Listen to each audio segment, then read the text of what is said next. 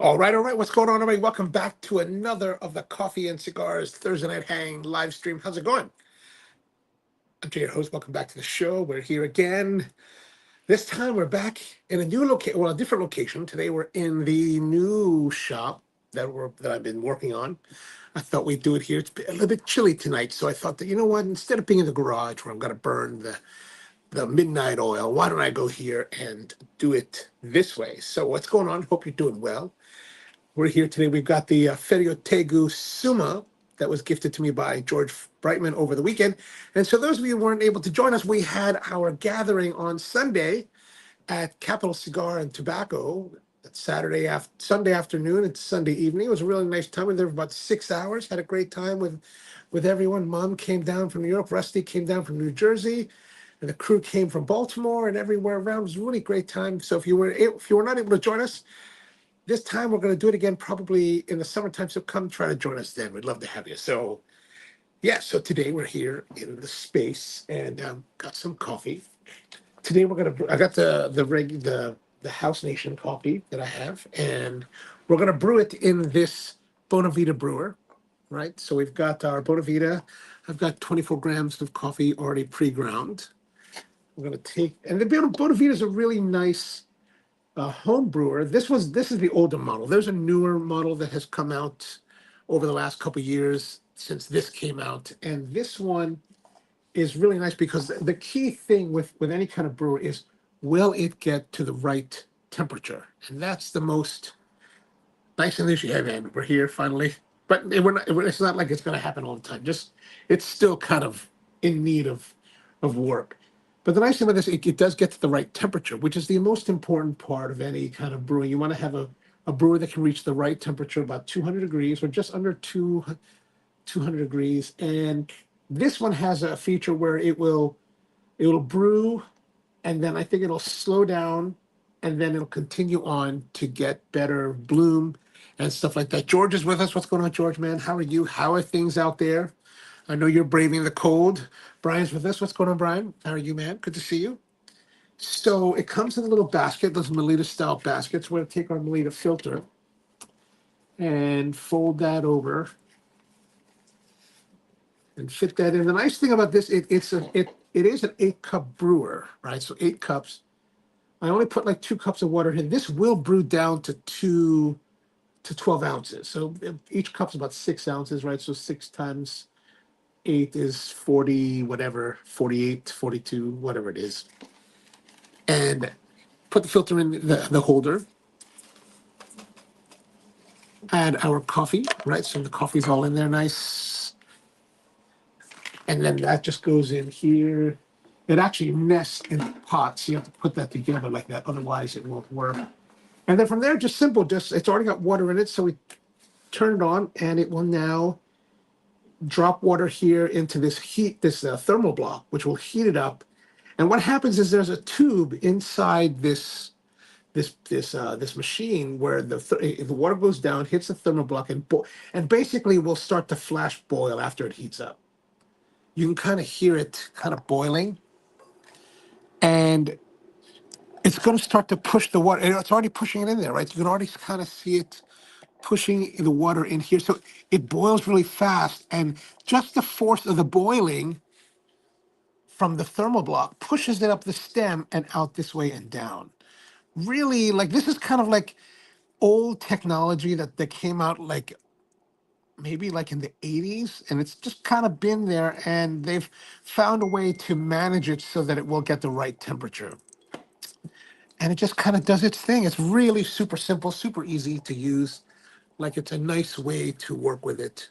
If you're looking for a good quality brewer for your home that's not terribly expensive, this is about $100. So definitely like 5 times more expensive than your average Mr. Coffee, because you get a Mr. Coffee 12 cup for like $20, I think, at like Target or Walmart. So more expensive than that, but I think the performance is going to be a lot better. And it should take about 4 minutes for us to do it. Athens with us. How are you, man? Good to see you. Welcome back. Good to see you again. Mom's here. Mom, where are you at the moment? Did you make it down to South Carolina? Athen says it's old trusty. It is old and trusty. It is old and trusty. And Tony's with us too, man. How's it going? How's it going? Hope everyone's doing well. It's great to see some of you down at the event this past weekend. So I've used this quite a bit over the years, and I really like it. Now there's there's another company that. So the woman that started the Bonavita many years ago, she left Bonavita and then has recently started her own thing called Simple Coffee. Is that right? Simple Coffee? Laura. And Laura has a company called Simple Coffee now that uses similar technology that's a little more, actually, I think it's the Simple Coffee is the one that has the timer. This one just goes straight. And that one you can set it so that you hit the button and it will brew for 30 seconds, stop for 30 seconds, and then resume the brew to get the bloom done. This one doesn't do that. This one just goes straight. But it works pretty darn well. I can't say that it's anything bad. Mom says he's still down in South Carolina. Excellent, excellent. So that's pretty much it. All the 12 ounces or so has flowed through. Looks like we're done. Oh, it's still flowing. Actually, I can't put this on the ground. I can't put this on my white oak top. I gotta put my festool hat. But as we can see here, the coffee is still kind of brewing there. Oh, I guess it's all gone now. Now it's all gone. Okay. So the only thing about this is that it is an open valve, so there's no place for it to. I guess I could just turn this off, put that there, and now we have our coffee. Right? Okay, good. Let's get our mug. Athen says, I love my fellow Aiden. Complicated, but well worth it. I like the Aiden. However, have you had any troubles? My friend Matt got one. It's the one that I had in the video on the main channel. And it was working great. And then it suddenly stopped working. And from what he was telling me that evidently fellow has been having issues with the Aiden in that it is a bunch of people have been reporting that had a similar problem where it just basically stops working, gives the notice that it needs to be refilled, and then it won't do anything else. It just basically bricks itself, and then it's done. And evidently, from what Matt tells me, that on the forums, that there's a lot of issues with people having it, and they seem to have narrowed it down to about it happens right around the 100-day mark of operation. So I don't know if you've experienced that. Hopefully you won't. But that's kind of what he's been telling me. And I was like, oh. And the nice thing, to their credit, even though there are some issues, even he was like, yeah, he called up fellow, and they were like, oh yeah, we'll take care of it. And they sent him a new one. They did ask him to send his unit back. So I don't know I think they're still in a phase of where they're trying to figure out what's wrong with it, because when my Ode Gen 2 died, suddenly, it was on one of the live streams when it died, they didn't ask for it back. They were like, just keep it. We'll don't worry about it. They said, okay, all right. So I sent it off to Craig because he asked for it and he fixed it. He bypassed the thermal switchers. I'm not that apt with technology, unfortunately, with electronics, should I say. So the coffee, good. So we got here, ready to go. Alan says, not a problem so far. I've had it since September from the first batch. Oh, then you know what? And maybe you'll be fine, because like Matt, I think he got his at the end of September, beginning of October. I think that's what it was. I think I released that video like the week after he received it. So I was able to turn that one around pretty fast. So hopefully that'll be no problems for you. All right. So today, let me grab some things here. Today's cigar is the Ferio Tego Summa. This is gifted to me by George Brightman over on Sunday. He was like, try this cigar. It's a Michael Herklotz. And if you're nothing with Michael Herklotz is a cigar guy that worked for Nat Sherman towards the end. And because he did such a great job for Nat Sherman, the people that were selling Nat Sherman off sold him the cigar part of the business, because they sold everything else to another company, all the luxury items and everything else like that. They sold him the cigar side, for a very good deal. I don't know what the deal was, but evidently a very good deal because he was um, so central to their success. And so he runs Nat Sherman. He's also extended into this Ferio Tego. And this came out about a year ago, I think, originally. And it's supposed to be a really beautiful cigar. And even Athens says that's a fantastic cigar. I really like the Metropolitan line as well, especially the Maduro. And I haven't really tried so many of these. I'm sorry, I haven't tried so many of the Metropolitan stuff since the old days when Nat Sherman was still on, down on 42nd Street before they got to the townhouse. So it's been a long time. When I first got into cigars in the 90s, you would go to certain tobacconists and they would have like uh, the Metropolitan line of all the different colors. Purple, was it purple, gray? Was there a red? I remember there was definitely a purple and a gray. That's what I recall the most. I think there were like 4 or 5 lines.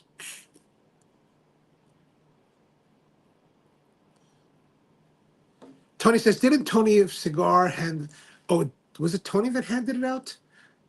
Oh, maybe you're right. And maybe it was Tony. It was Tony that gave us these, right? You're right. Tony was the one. You're totally right about that. Thanks for reminding me. Capital Cigar. Yes, exactly.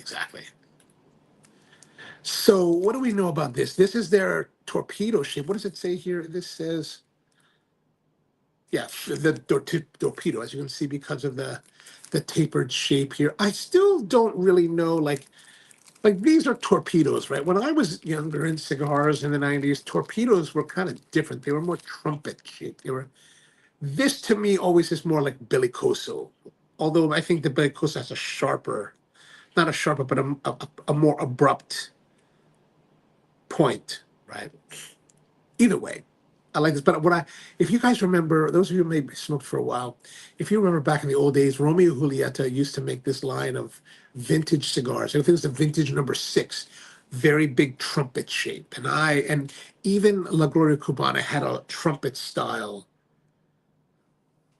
torpedo. I love those. The draw was always so nice, and I just love the size. It was such a wonderful size and shape. I wish we had more cigars that were manufactured like that. The last time I saw something remotely like that was, I think it was the 2014 La Campagna de Soberana from Roma Craft was the one that was the last, I think, or maybe they had the 2015 was also like that. But I wish we had more wider things like that. Would be really great. Rusty says Tony did hand them out.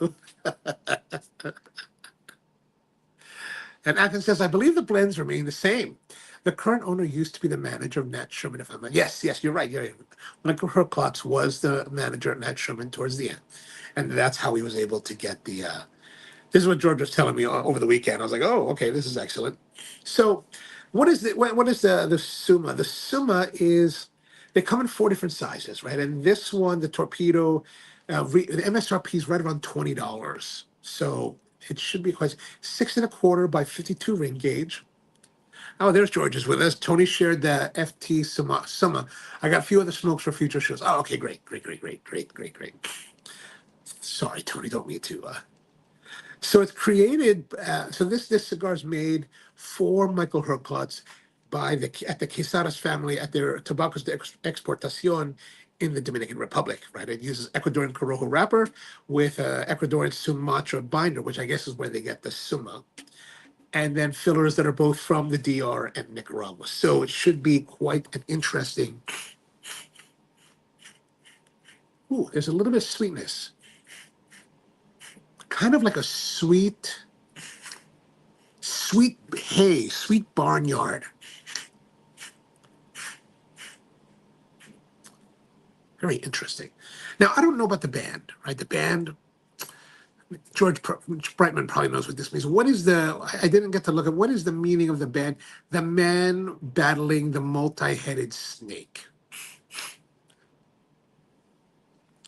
George says a torpedo used to be a description for figurados that had pyramid tops and a tapered foot.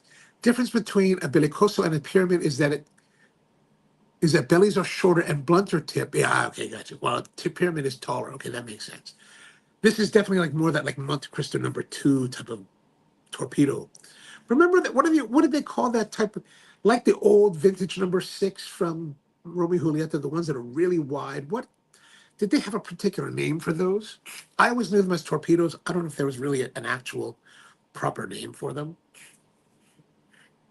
But there's really a nice aroma there. Nice aroma. Let me make some notes here on our score sheet for today.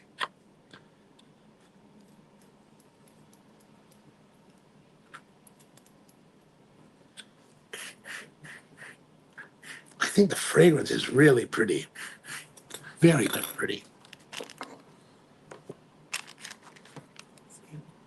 So George says that the Ferio Tego is a version of Michael Herklotz's family crest. Okay, so this is the Herklotz family battling the evil serpents of Satan. Down ye, Satan, down ye. I like that. I like that idea. So I'm going to cut off the tip here.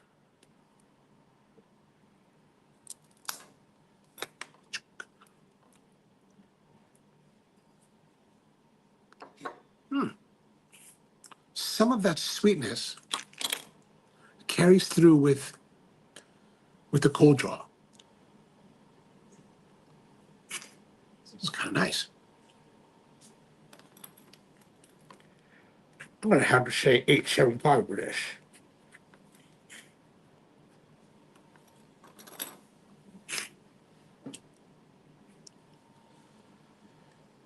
Hercules versus the Hydra. Hercules versus the Hydra. Okay, that makes sense. That makes sense. It's kind of like the music. That's kind of like the movie. Tony's there having the Escasso Series U and a Diet Cherry Pepsi. Awesome. Awesome. Is Rusty here? Did Rusty say he was here yet? Oh, yeah, Rusty. So what did you think of the Diet Cherry Pepsi? I remember Tony brought you one, so I'm curious to know what your thoughts were on that. I didn't get a chance to ask you that on Sunday. All right, we're going to light it up. I'm going to use a match.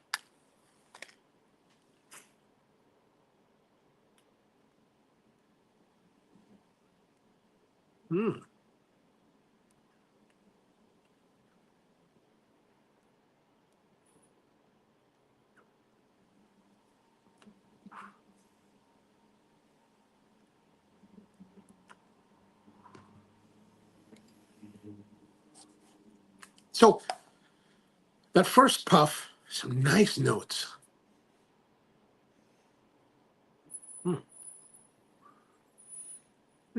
That one cigar, that one lit it up. Nice, very nice. Actually, I don't really know what they are, but I'm thinking about it. But very positive first couple puffs.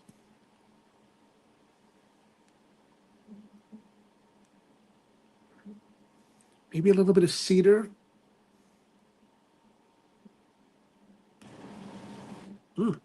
Either way, it's very nice.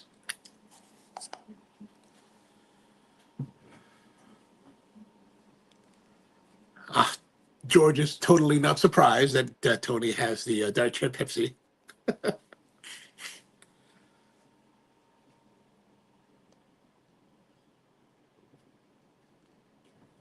I get a very pleasant, I want to say sweet, but I don't think sweet would really be the right term for this.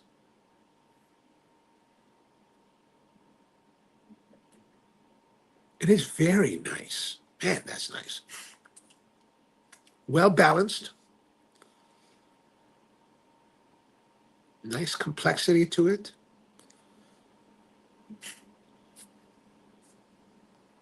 George is having the Gurkha Reverent, and JW Black. Nice. How do you like these Gurkhas? Like, I'm always like, I'm always a bit scared to try Gurkha. So how is that Reverent?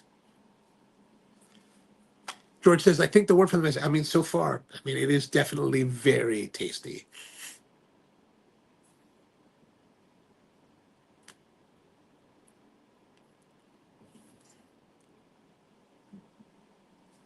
George says, one match and the first taste of floral. You know, I don't know if I would have described this floral, but maybe that's probably the closest description for it, because it's not sweet like it was on the cold draw, but there's definitely an aspect to the flavor that would be sweet-ish, but I wouldn't say that it's sweet. I think maybe floral is definitely the better term. Maybe the woodsy.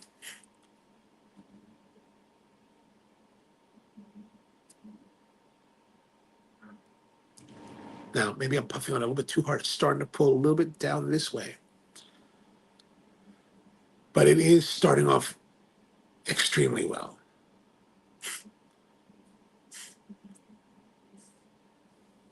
Tony says, honeysuckle maybe? I mean, that could be. That could be. It doesn't strike me necessarily as honeysuckle, but in that vein would be a good range.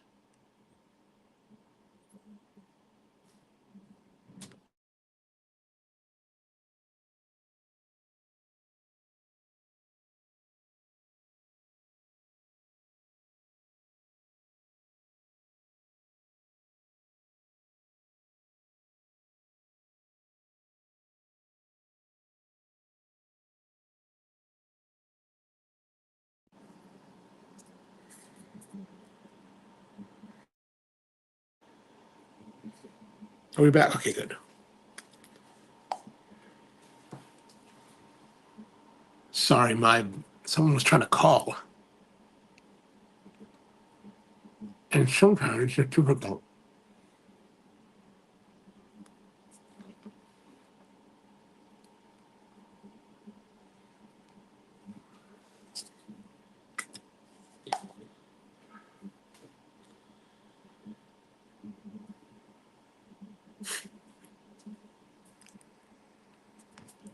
George Shem says subs $10 Toro for a night like tonight. It works well, burns well, and decent taste. Ah, gotcha. Yeah, sorry about that. I had a call that I had to reject.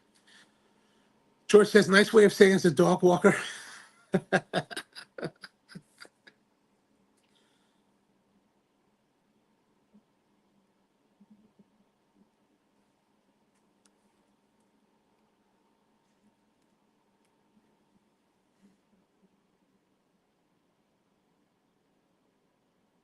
Yes, that floralness has gone away a little bit, but it's still nice. It's still very nice.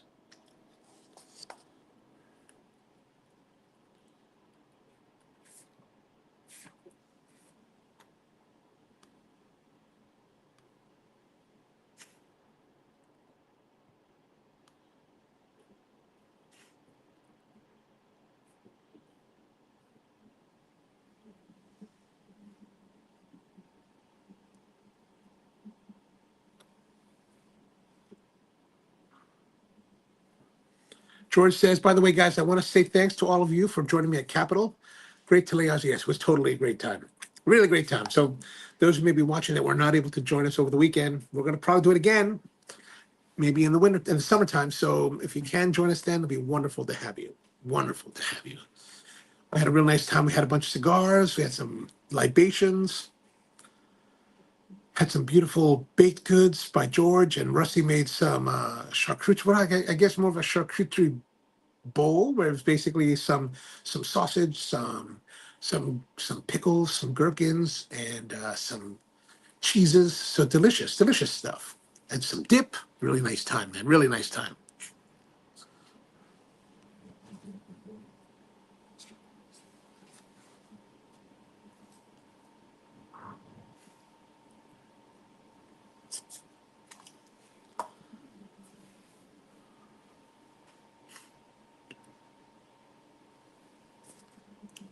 George says, thanks for hosting us. Thanks for giving us a place. Oh, man, of course.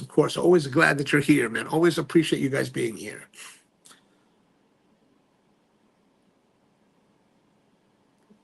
Rusty says, was planning on a cigar this afternoon, but a snow squall came through. So I'm watching some chicken. So watching with some chicken cockroach. Oh, that's funny. That's funny. So you guys, how much snow did you guys get up there, Rusty? We didn't. Here in Baltimore, we got no snow. We had a little bit of snow flurries or snowfall but no accumulation. So we were kind of lucky. We were kind of lucky that Brian says coffee cakes and scones. Yeah, that coffee cake was delicious. I just realized now I did not have a scone. I missed out, but I had the coffee cake. That was delicious. That was delicious. Speaking of coffee, let's see how this goes.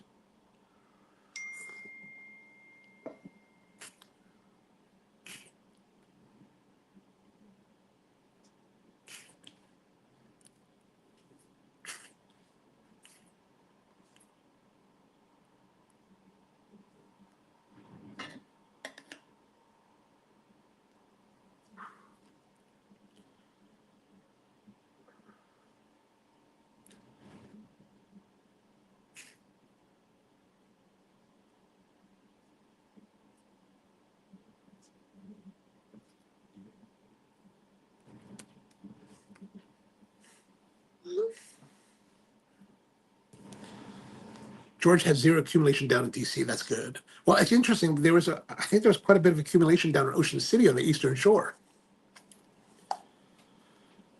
Trustee says we got about 2 to 4 inches, but the roads were not good. Oh, wow. Well, I mean, 2 to 4 inches is still quite a bit of snow. Rusty says, thanks again to George for hosting at Capitol. Spoke with my buddy Jim yesterday. We went, oh, awesome. Oh, glad you had a great time. Had you had a great time. So I'm curious. I didn't get a chance to talk to him much, Rusty, but so Jim retired from the Navy. Is he going to continue in music as a civilian, or is he going to do something else? Or has he not even thought about it yet? I was just curious.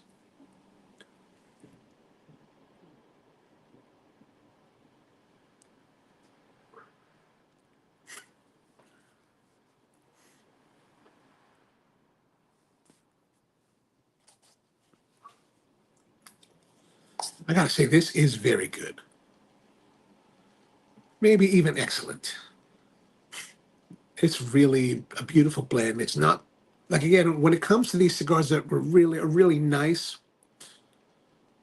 they're not too much of trumpeting of individual flavors. They're more melange of complexities coming together just to create a beautiful whole.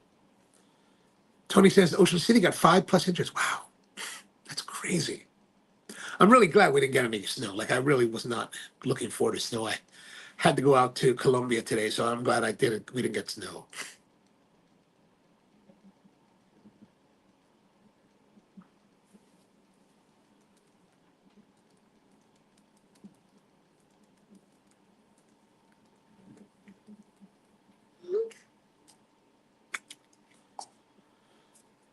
Oh, he's getting out of music. He's actually going back for an MBA at UMD, but he's also looking to get into the. Oh, okay, awesome.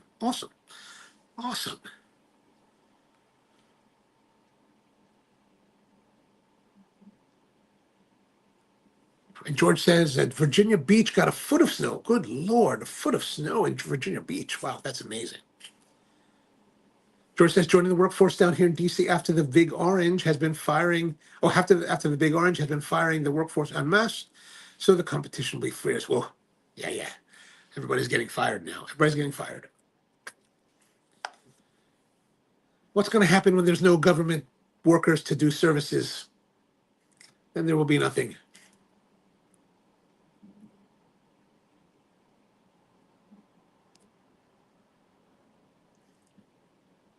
If we're going to eliminate government, we should eliminate taxation.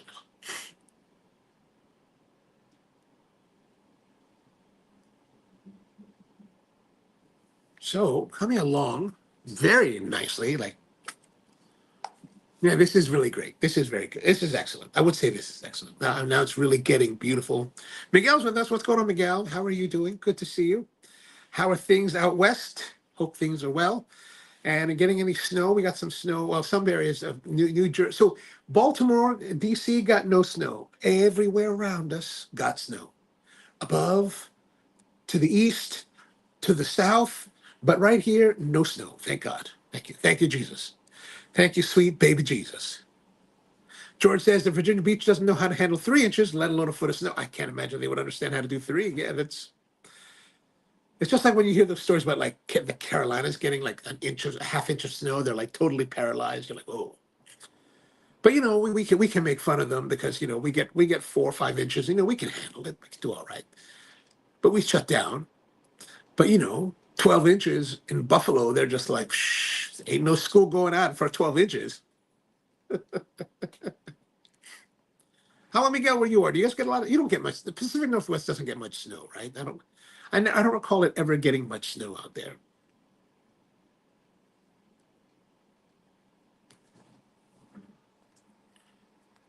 Rusty says we do the next get together at Capitol. Should be the summer. We can break in that group. Oh yeah, yeah, yeah, for sure. Let's work on that.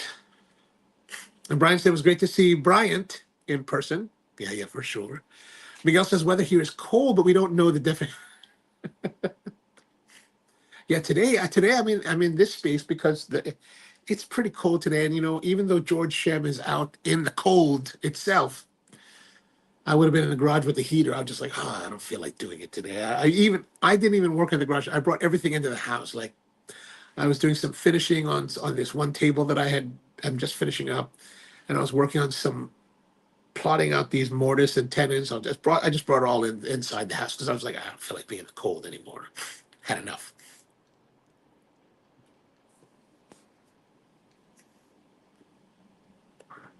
Man, this is very good.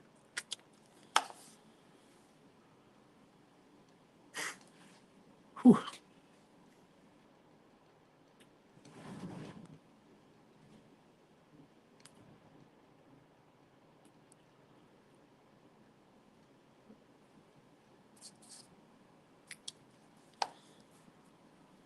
See this coffee combination.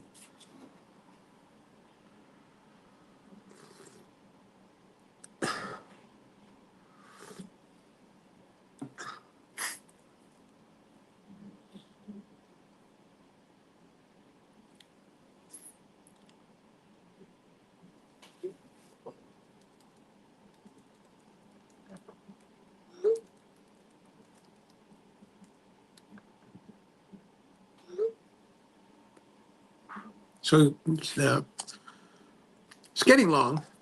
Devin says, I missed it. Which ferry is this? Is the Summa. Summa. It also kind of says it down here. I try to put that there so that in case people are wondering what it is.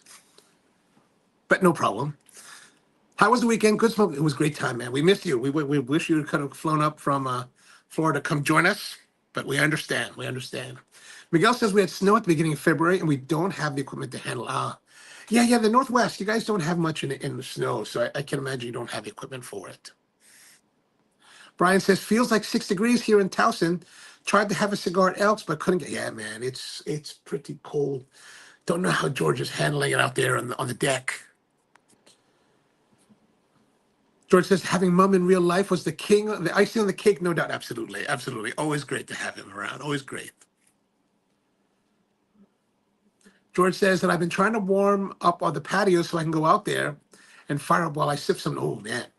So do you have some like pull down shades or something to help kind of insulate your balcony? Is that correct?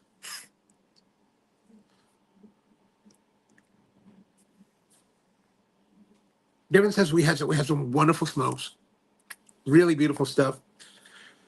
Of course, the humidor was open for everyone to make their own selections, but this cigar, the Summa, this Ferio Tego Summa, was gifted to us by Tony, the manager of Capital Cigar. And, I had also passed around a box of these. We're going to probably put them on the show just because I have some of these 1995 era Arturo Fuente Double Chateau Fuente Maduros that I've been aging for the last 30 years.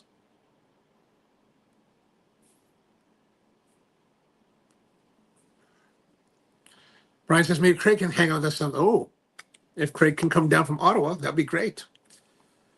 If you guys want to come in, we're probably going to do another gathering at Capital Cigar in Bethesda, Maryland, just outside of Washington D.C. I forgot what date we were saying. Did we decide kind of on a date? I think it was for 250, which should be right around July, August.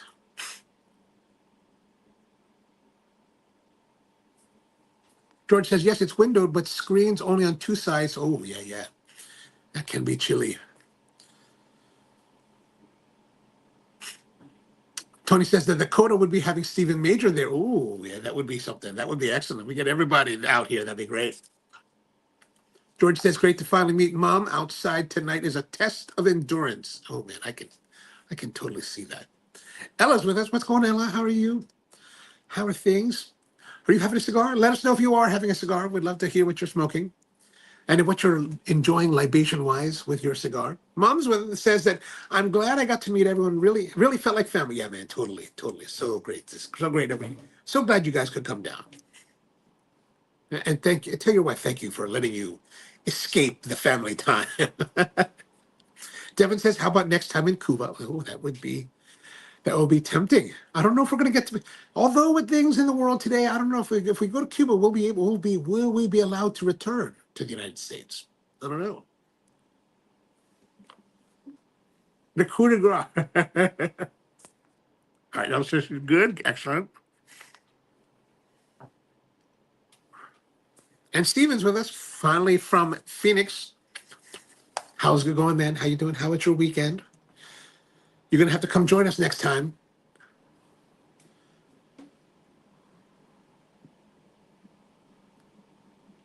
I mean, I don't know if you want to leave the heat of summer in Phoenix to come to the humidity of Maryland, but might be a good compromise. George says, let's practice our meetups once more. Like the Tampa trip. Ooh, the Tampa trip would be good. I'm thinking that might have to be summertime when some of the guys have off. And we do a whole road trip down to Tampa. So that's one of the thoughts, doing a trip to Tampa, Florida, to do a tour at the El Reloj. Is it called El Reloj? I know there's a big clock on the tower at the JC Newman factory, but I want to say that it's called El Reloj. Anyway, George was talking about putting a trip to go down there, getting a tour.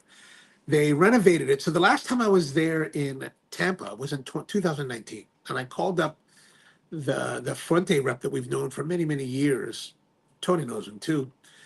And I said to him, "Hey man, is there any chance you can get me a tour?" And he tried to arrange it, but they were not going to accept anyone at Newman's that because they were still in the midst of their renovation.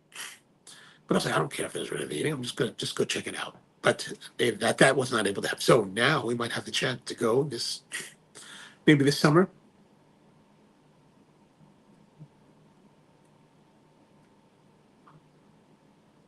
Go to Disney. Disney's too expensive.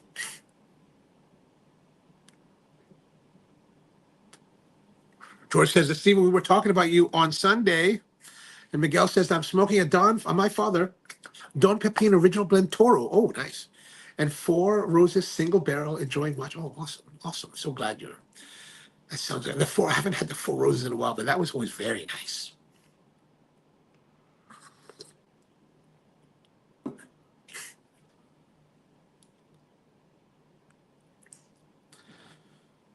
George says El Reloj. Oh, pronounced El Reloj. I think that's a Cuban thing. Only the Cubans and maybe the Dominicans and somebody else does the, which is why I have a very hard time understanding Cubans speak Spanish because they're all like, but I'm familiar. El reloj means the clock, which is the big clock, right? I've got us covered for a personal tour of the entire property as well as the hotel. Ooh, there's a hotel project there. Will they put us up? Will they put?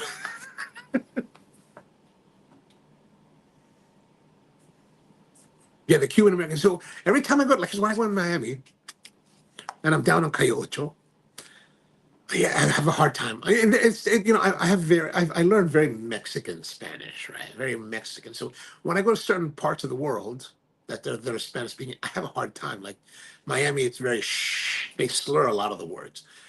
And then when you go to places like Nicaragua, they drop letters, right? Instead of like the S, they drop the S's, and then you're just like, so it takes me like a day before I can really, because at first I'm just kind of like, oh, what? I don't understand what you're saying. They'll say like, como ta. You're like, what? Como what? Como who? Como la flor? but they drop the S's. So all the S's are dropped in Nicaragua. So you're just kind of like,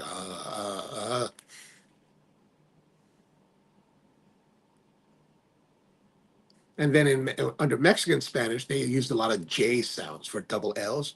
Instead of no llores, you'll see no llores, right? So it's kind of and then they have different like sayings.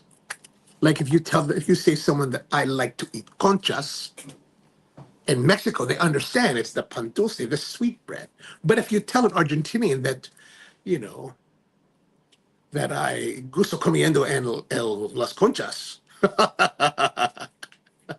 it's a whole other meaning. It's a whole other meaning. Like I told that to my friend who's actually from Argentina, and he was like laughing because he was like, dude, you can't say that. So I was like, oh, really? That's what it means. Well, I like that too. I like that too.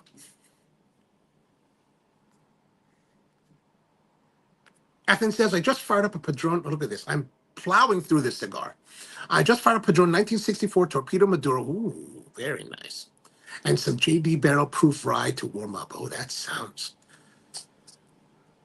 very nice. So when they say JD barrel proof rye, like the rye is a new thing for Jack Daniels, is that right?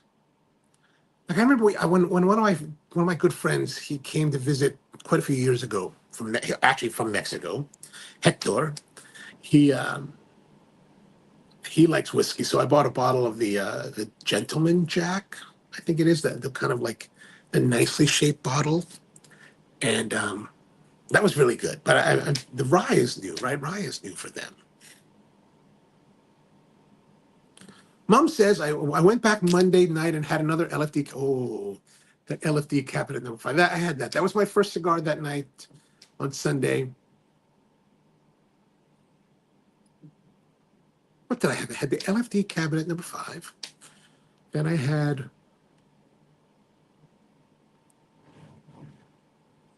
I don't know what I had second. And then, oh, no. I had first the Roma Craft La Maestranza. Then I had the LFD cabinet number 5. And then I had, what is the Hunter of the Hunter series, the long Lonsdale? And I had that. And then I think I had another one. I think I had 4 cigars that night, which was that was a pretty epic. That was like the most cigars I've smoked in a long time. I had it with George. Oh, that's awesome. That's awesome. How long did you guys stay out that night? Because I think when I talked to you guys, it was fairly later in the day. Oh, nice, excellent. Rusty says there's a lot of good pours on it. Yeah, man, a lot of good pouring going on tonight. Excellent. George says, Jack Rye is at least 8 years old. Okay, I gotta say, I plowed through this, and I have been enjoying it. So I'm gonna have to say, gosh, we're gonna have to say 9 for flavor. Body wise, it's not really heavy. It's very medium, mildish, medium. But I'm gonna say excellent again. And you know what? We're really plowing through the second, third now. We're really just flying through this thing now. Now I'm starting to wonder. Like I did not hear at the new shop. I do not have anything else. I have no stash of cigars here because I haven't really been working too much. I've started now to do some work in here, meaning that I've started to do the packaging of the coffee in here. I've started to move those operations in here. But I'm going to be in trouble soon. I'm going to be in trouble. George says Tatuai Escasso's Hunter series nearly every size.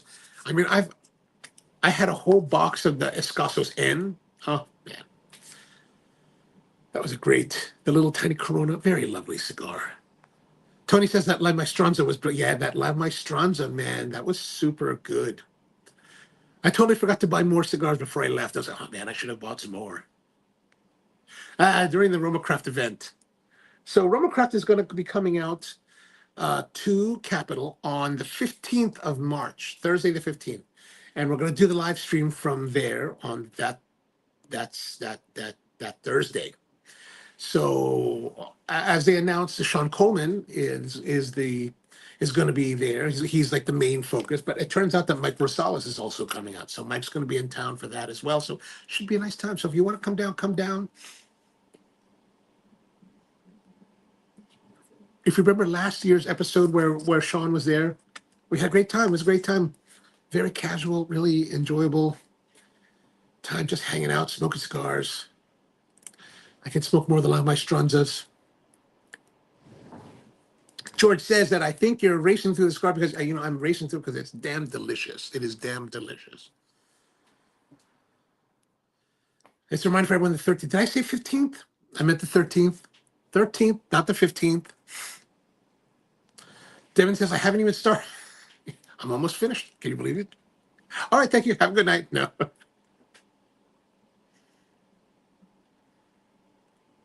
But here's the thing. So, that sometimes if I enjoy a cigar, I start puffing on it pretty heavily.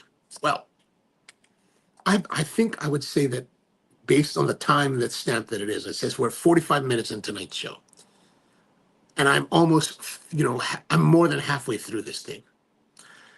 I would say that I've been enjoying this very much, so because I've been pulling on it pretty darn hard. Now, here's the interesting thing. Unlike a lot of the cigars that if I had done this, there has been no burn issues. There has been no issues. Look at this thing. It's burning lovely. Look at the line. I mean, this is just quality cigar all the way around. Like, this is superb. Superb.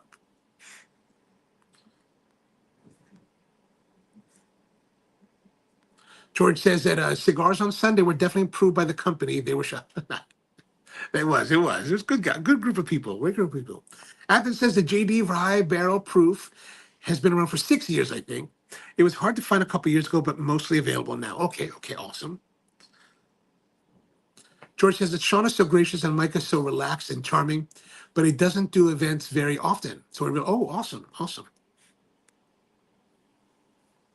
Rusty says it's a perfect day. I mean, this burn is. Yeah, I got it. Maybe you're right about that. Maybe it should be definitely up there. Because I've been pulling on this pretty darn hard. And there's been no spike in like temperature of the smoke. It's been nice and cool and just perfect draw, nice smoke production, everything about it just superb. Superb.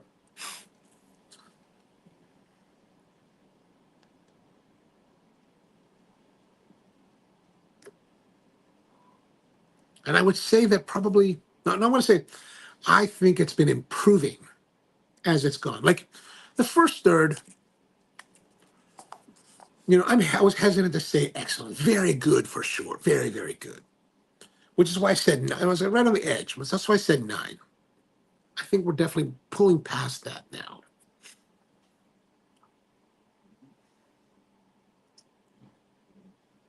And overall, this cigar is very mellow.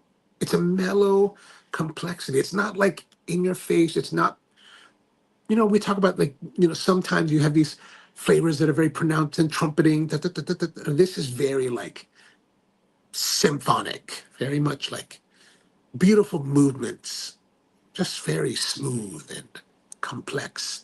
And I'm going to take off the band because we're getting close to burning it, right? But I'm concerned that if I pull on this band, which is tight, it's going to knock my ash. So I'm going to knock it away because I don't want it to fall on my paper. Okay, there we go. The band comes off. Very nice.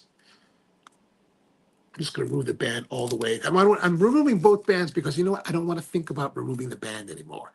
I now want to glide through the rest of the cigar in triumph. Right? George says, has a creamy fish. I would have to agree with you on that. I always thought creamy finishes were really kind of weird early on in my cigar life, right?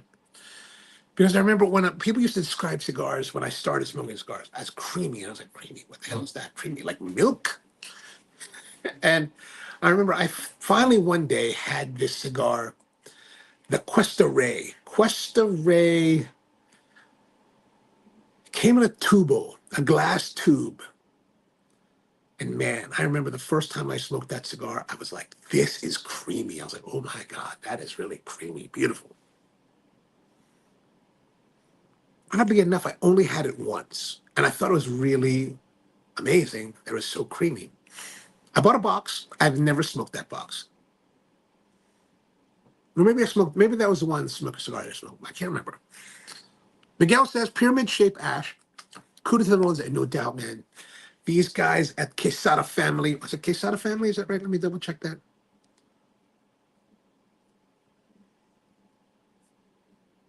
Yeah, it's Quesada Family's Tabacos de Exportación. Man, superb. This is superb. Eric Lenhart says, oops, where'd it go? I find that having a cigar is all about being social and talking about a variety of topics. I enjoy listening and learning and finding answers to profound questions. Always, no doubt, man, no doubt about that. Which means that when you hang out with our group, you must leave feeling robbed. Because I don't know if we have any kind of like deep, complex discussions at Comac.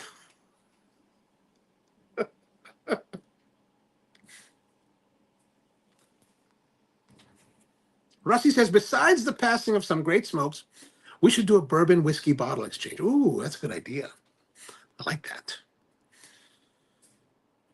George says, number 95 in the yellow box. That must be a whiskey, right? Rusty says, Eric, welcome to our Thursday night hang. Yeah, man, welcome, welcome.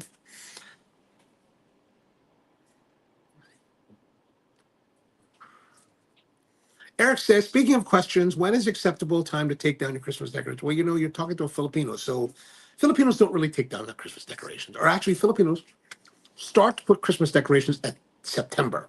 September 1st, time for put decorations. At least in the Philippines. We don't do that here. But yeah, you can take it with you. Take it with you. George says that no, I don't know. That's the Cuesta Rey. Oh, okay, gotcha.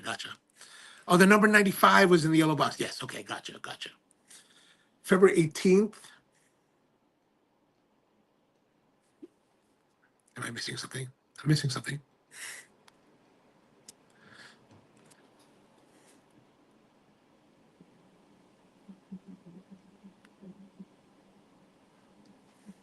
When should we stop saying him? I don't know. These are profound questions about our existential crisis, I think. That last puff, little bit of spiciness that wasn't present in the rest of the cigar. Devin says you should stop saying Happy New Year when you move houses. Oh, I like that. It's probably why we haven't seen Craig in a little while. He's been moving houses.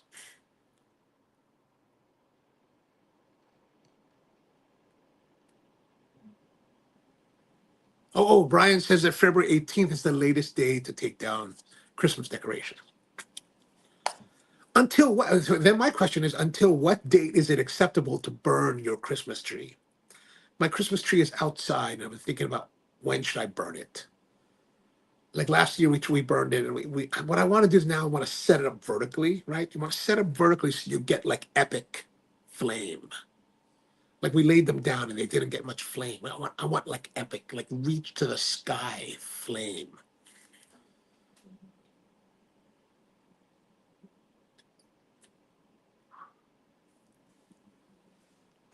George says that Eric, it's just be aware that it's sacrilege to take down Christmas decorations before January 6th. Oh, interesting.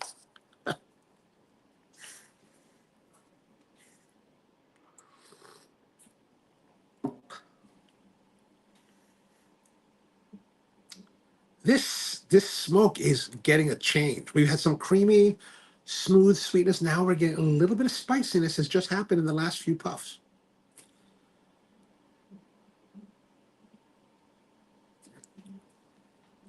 George says cigar bonfire on the trees, that would be nice. But the problem is that when you burn the tree, like it burns brilliantly. Like it burns like you're like, oh, this is the epic burn I've wanted my entire life. But because it's a tree that is fully dry, like it burns out really fast, so it doesn't last very long. Like you couldn't smoke a cigar with it. You'd be like, you'd be like lighting your cigar. I got it lit, and fire's over. Fire's over. Everyone says I meant to buy the Christmas decoration, but either. Oh, gotcha. Devin says, I just saw a tree go out less than 2 weeks. You mean out to the curb or lit up somebody's house? And do I have any cigar related Christmas day? I do not.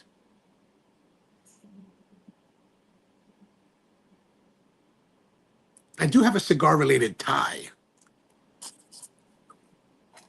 that I never wear either. I don't wear that.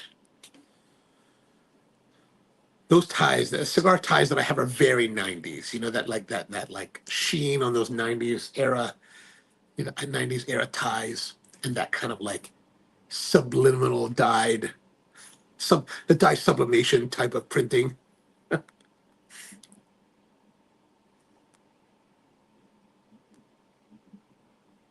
problem with ties, though, you get them dirty, and you really can't clean them. And if you wash them, you totally destroy them. It's like, there's no hope for ties. Tony says, no nativity scenes with the wise men. No, no. I bet they did smoke, those wise men. Devin said, oh, out to the curb. Gotcha.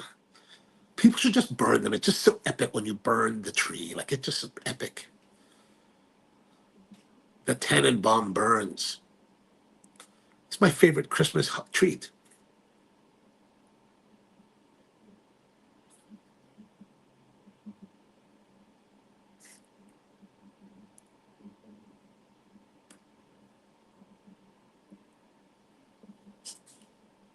Yeah, so a little bit more spice now. A little bit more spice. Interesting. Very interesting in this cigar. I'm going to say...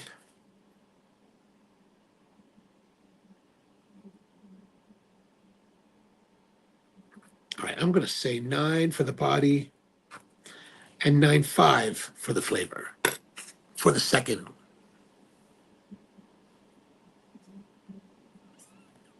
Which I think is probably our highest ever flavor score of any third, I think. But now it's changing. It's getting more spicy. As we're moving to the last third, more spice is starting to emerge. If it continues in this way, it'll be really interesting to see, because it'll be like, oh, this has really been a changing cigar. A cigar that takes you on a journey. But we'll see. We'll see what happens.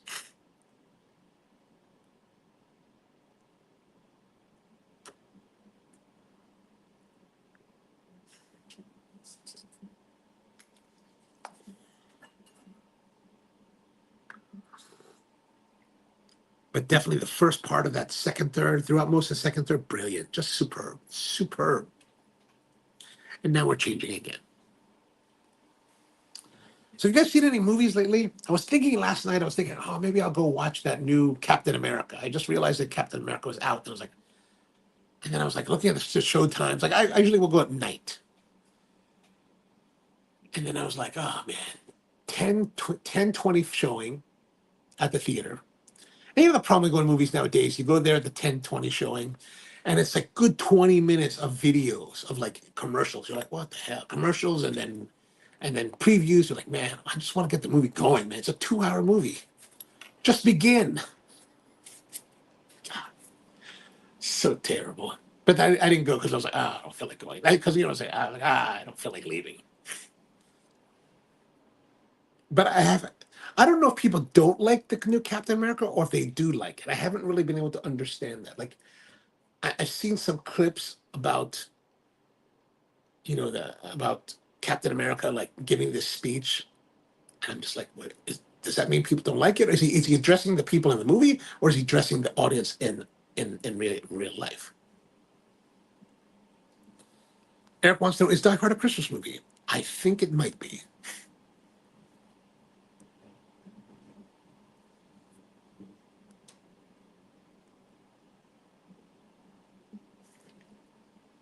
Oh, Devin says absolutely. Oh, okay.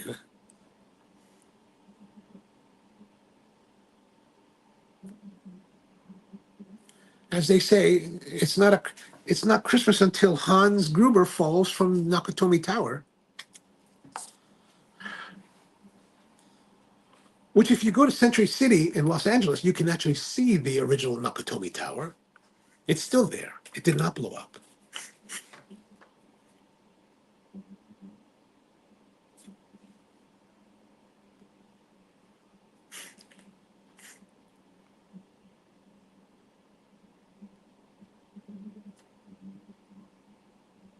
Here's interesting, like this chair that I'm sitting in, this old cafe chair.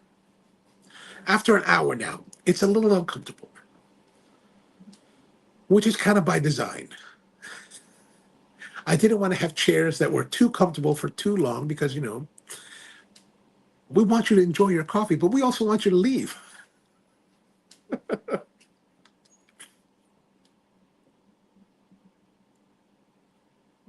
But when we're in the garage, I've got this metal studio stool. It's a stool from the studios. When I went to art school, I got these studio stools that we used to use at the studios at MICA at the Maryland Institute College of Art. And they're just stainless. They're just metal. They're just stamped metal square stools.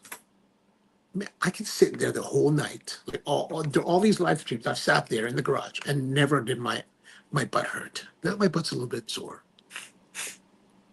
Eric says that I heard Nakatomi Tower has a nice cigar lounge. Oh, I don't know. I have not been there. I haven't really been to a lot of places in LA for smoking. Like I've been to Pete's place at Tatuai. We smoked there. He has got a lounge in the front of his shop, so we would smoke there every once in a while. And then sometimes if I'm there on the weekend in Los Angeles, I'll go visit Laith, my buddy Laith, who owns a place called the Cuban Seed Cigar Company, right there on Sunset Boulevard in Hollywood, across the street from the Viper Room. So that's a great place to hang out. We would hang out there on Friday nights, typically. Friday nights after 10 p.m. until like 3 or 4 in the morning. We would be smoking cigars. Really a great little scene there. And, it's interesting because you go there and there's, like, we used to hang out with Mike Tyson's manager, Delaney. So he would come in on Fridays, and then sometimes James Wood would stop by. And then you have all these other celebrities that would just stop in for a moment. But sometimes some of the cats would like hang out. Like every once in a while, James Woods would actually sit down and have a cigar. But it was always casual. It was very casual. LA is very much like that. Very kind of like celebrities, no big deal. Devin says, just install park benches for seats. Well, that's a good idea. We don't want people staying too long, though. We want people to leave, right? You don't want them to stay too. You got to turn the seats. George says there was a nice old cigar shop in the Plaza Shopping Center across from the building that was labeled Nakatomi. Oh, okay. I haven't been to that one. There's another cigar shop a cigar lounge I went to once in not Studio City, Century City, closer to the 405 freeway. That was fairly nice. And then I've been to some other ones that were kind of like more in like Orange County. I stopped by one place when I was there last year in Long Beach. I only swung by for a moment to get that cigar that we used on the show. It was actually quite nice. And, if I had the time to go back and hang out in Long Beach, I would probably go there and have a cigar. Nice family from Nicaragua, makes their own cigars, very friendly.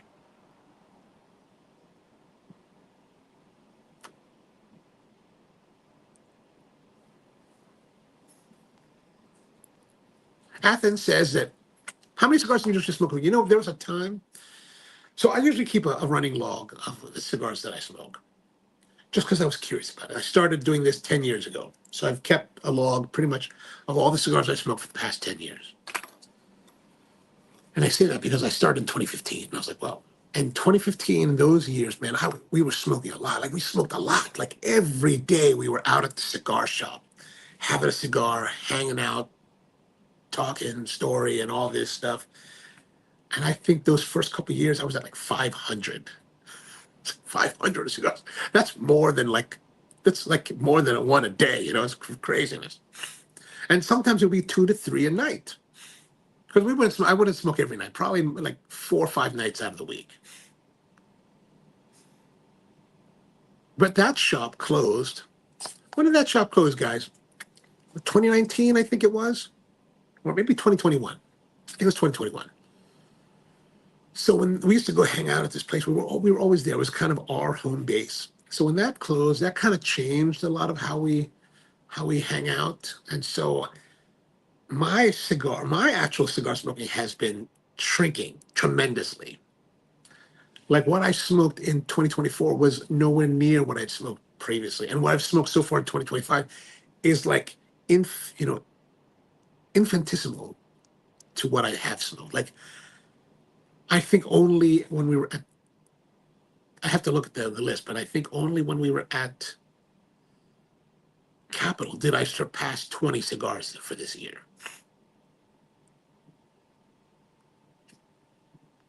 So I probably smoke. So especially at the beginning of the year, I was probably smoking maybe one cigar during the week other than what I smoked on this show.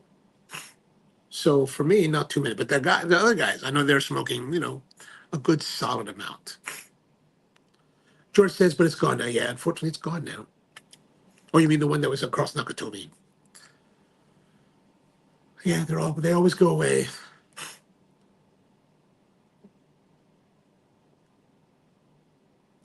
Even the venerable places like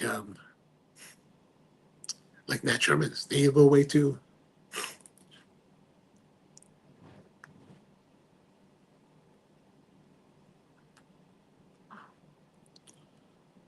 So different cigar now. It's a little bit spicier, a little more concentrated in flavor, but still very enjoyable. Very enjoyable. I'm gonna try to slow down. It's changed a lot. Like we're past that creamy stage where I'm really pulling on her now. It's got a little bit of a bite, a little bit of spice to it, a little bit of maybe like a clove-esque kind of spiciness to it.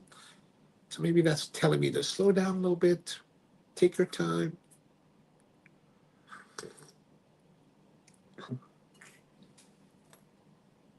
I mean, this blend has so far been really, really fantastic. Let's see what Half Wheel has to say about this cigar. Half Wheel says that the Ferio Tego Summa. Oh, they had the Corona Gorda, not the torpedo that we have here. Very good cigar with a combustion issue. We have not had combustion issues. To some degree, welcome to the post-COVID era cigars when too many of them weren't able to burn properly. This has not, I guess their cigar had burn issues. This has been no burn issue. This has been beautiful. On the other hand, the tobacco itself has been a combination of crispness and richness that the vast majority of cigars do not have. I would say that's very true. I have not smoked most of the Nat Sherman legacy products in their now Ferio Tego branded forms.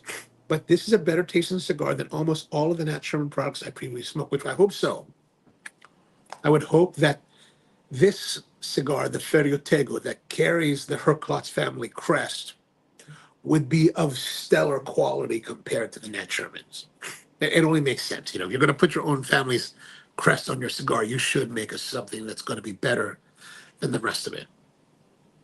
While the score takes a substantial hit due to the combustion issues, make no mistake about it, flavor-wise, this is capable of competing with the very best new cigars. They did give that Corona Gorda a 86, which I was surprised to see the score. But now that they're talking about they had combustion issues, I can see how they. But that's why they're saying this caveat that it's capable of competing with the very best cigars of the year. If you weren't sold in Nat Sherman, therefore have written off Ferio Tego, I recommend taking this for a spin. They'll make sure your lighter has some gas in the tank. So they had combustions. We've had no combustions. This has been fantastic. George says that on Sunday when I smoked the Summer, I was shocked at how good it was. Excellent. 9+. I mean, I think we're definitely in the 9+ range here. This is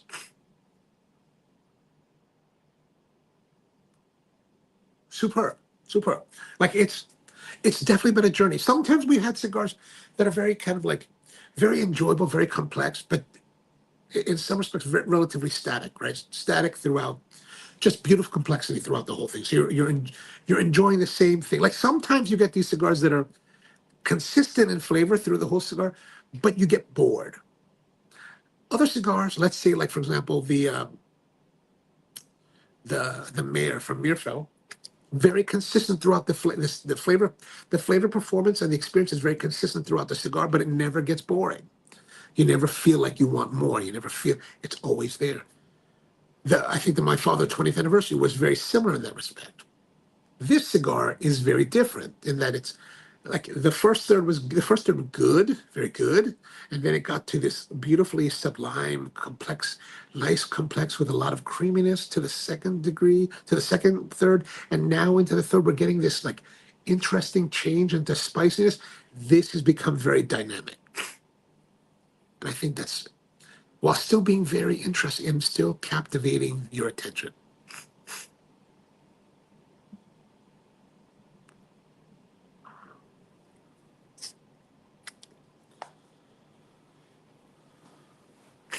Like I can only imagine that maybe the one that the guys had for Half Wheel just had some issues with it. But I have now we're not seeing those issues in this particular cigar. Perhaps that could be something to their size that they're smoking there, where this is the larger cigar, right? The Corona Gorda is only a yeah, it's a 5 3/4 by 46, where this is a 6 1/4 by 52.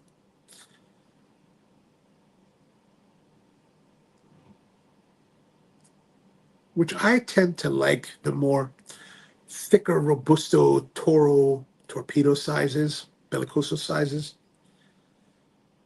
Even though with the idea with the Coronas and the Lonsdales, you get better wrapper percentage to your smoke. I tend to like a little bit thicker, a little bit fuller, right?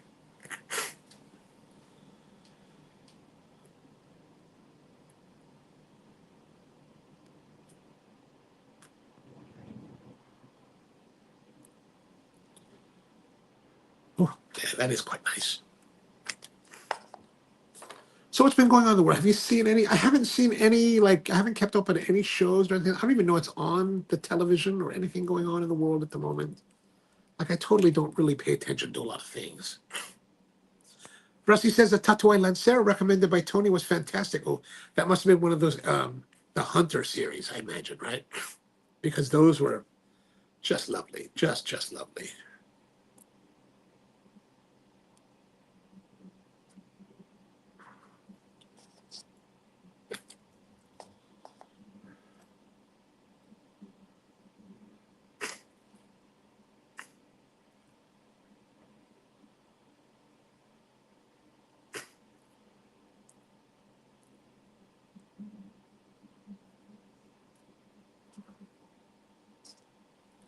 Tony says it might have to do with the size because the ones we had at my shop were not nearly as good as that Summa I had on Sunday, which was fantastic. Oh, interesting. Maybe it does have to do with the size.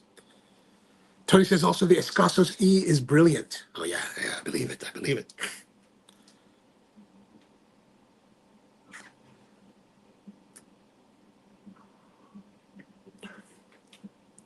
Athens says that the Skinny Monster Tatuays are fantastic. I haven't tried any of those. I should give those Skinny Monsters a try. So what else is going on in the world? Let's see what's happening in the news. Evidently, the IRS is cutting 6,000 jobs in the middle of tax season. So if you want to commit tax fraud, now is the time. Now is the time.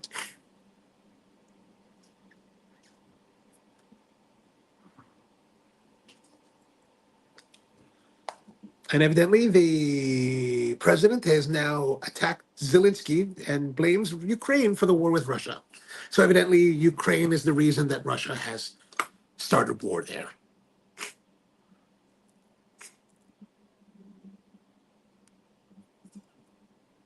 And I don't know if we talked about this last week, but there's this asteroid that's coming in 2020, 2032, I think it is, that they noticed at the end of last year.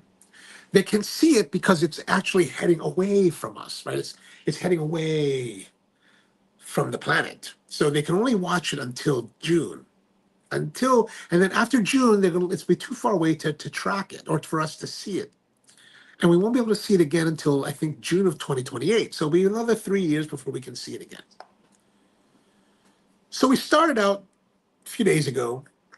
They were like, oh, NASA's like, well, there's about a 1.3% chance of it hitting the Earth. It's like, well, okay, that's not bad. The next day, oh, there's a 2.1% chance of hitting the Earth. Oh, you just doubled it in like a day. That's a bad thing. And they're like, that's a 1 in 50 chance. Like, 1 in 50? 1 in 50? 1 in 50? we need like 1 in 2 million chance of hitting the planet, right? Today, they just updated again. Now we're at like 3.1% chance of it hitting the planet. That's a 1 in 32 chance of it hitting the planet. Like now we're like, I think they're just building it up. So by the time we get to 2032, they'll be like, yeah, it's going to hit us. And we told you it was like 200 feet. It's actually like 200 meters, and it's going to wipe out the planet.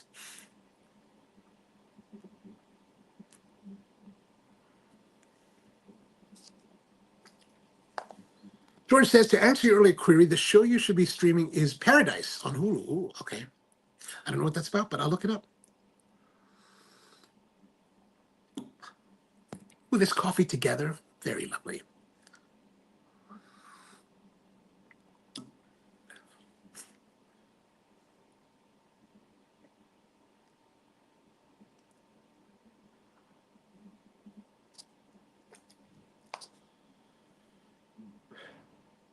So I don't know. Where we're going. But I guess if you got them, smoke them. We got a few years left before we get pulverized. Although I would imagine that, we did this test a few years ago where we sent a rocket to collide with an asteroid to see if we could change its trajectory. We could change its course. And we were successful in doing that. Like if you watch the video from that, it's pretty spectacular. Like, wow, that's amazing. Like we shot this rocket or something, this probe, at a very high speed to this little object in the middle of the vastness of the universe. And they were able to hit that.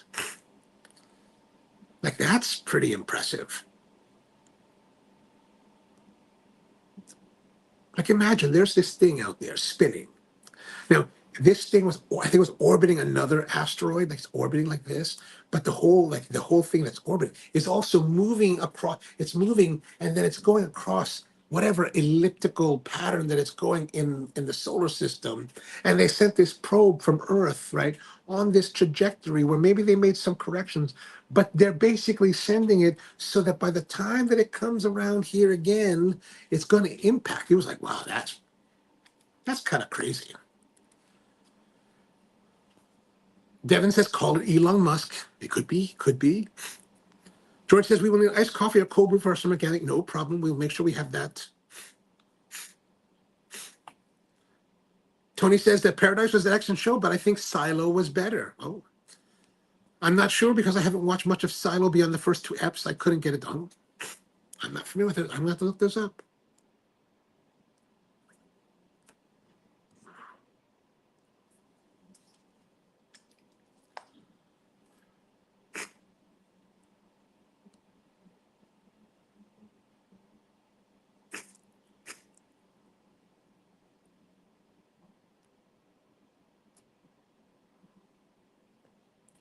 So evidently,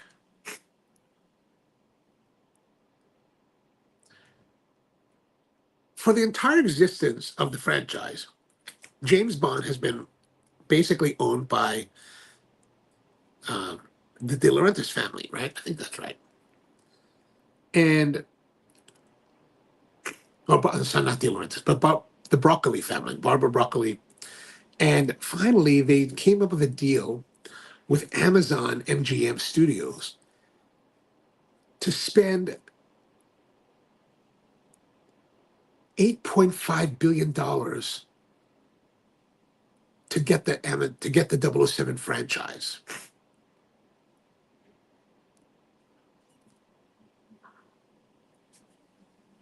And move Barbara Broccoli out. They paid him an extra $1 billion so they wouldn't have control. So will this mean that if Amazon MGM controls James Bond, will James Bond be played by an American actor now? Will James Bond speak American English, which evidently the American style English that we speak today is somehow supposed to be similar to the old school English that the English spoke back in centuries ago? So evidently, if we watch the movies like Monty Python and the Holy Grail, King Arthur did not talk like that. He talked like this, like us. which would be very interesting. Tony says you should stick with it, George, for the silo. And Devin thinks silo was great too, but he thinks that you should pour a glass first. I think I'm gonna have to see what is this silo show, silo drama series. There we are. It's a silo. Oh, it's a space thing. Oh, with that girl. What's her name? Rebecca Ferguson. Oh, yeah, yeah. Okay. And Rashida Jones. Set in a dystopian future where a community exists in a giant underground silo. Okay, hence the term silo. Okay. That extends 144 stories underground. 10,000 people live in a society bound by regulations that they believe are meant to protect them. Oh, that's kind of interesting.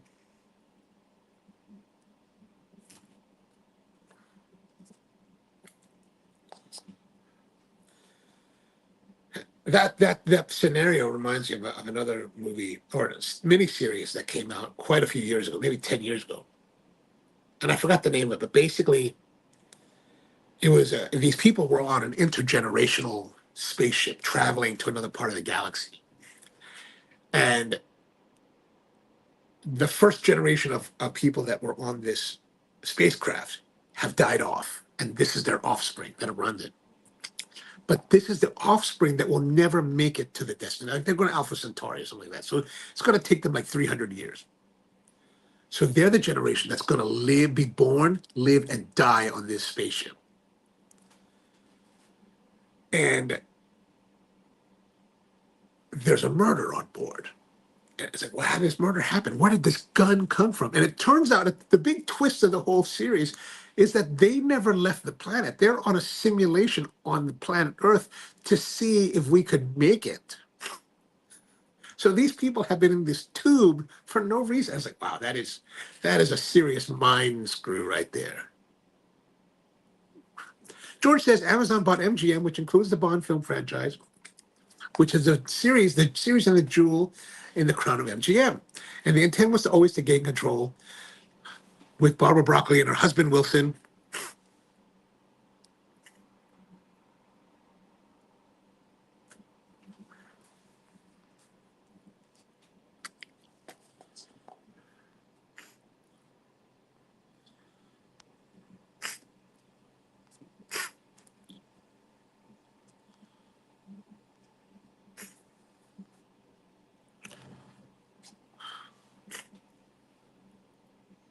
Now there he is. Inherited Don Jacques from her father and have managed the decisions pretty well. But I think they have decision-making fatigue. This was the time to catch it. I mean, they definitely have taken a while to do it. But I guess they're also, I think, at a point where they don't necessarily need to make more money they don't need to release more Bond to make more money. But I think they've done well. I think they've managed the franchise well over the years. But with Amazon MGM taking over, or Amazon taking over MGM, or whatever it is, I think now they'll produce James Bond content fairly regularly. Maybe even do like a Star Trek, Star Wars, John Wick, expanding the universe kind of thing with it. George says they struck gold with Daniel. I mean, Daniel, when Daniel came out in 2006, he was a solid Bond. I was like, oh, this Bond is like hardcore.